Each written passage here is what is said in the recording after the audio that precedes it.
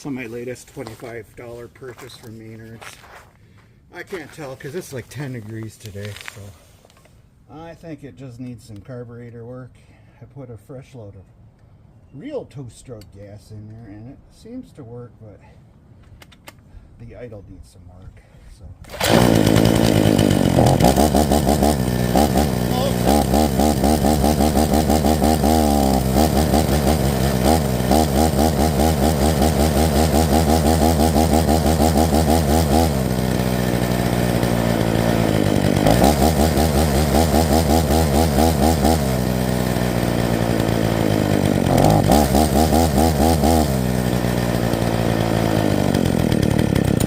Hey, don't have to use a switch either.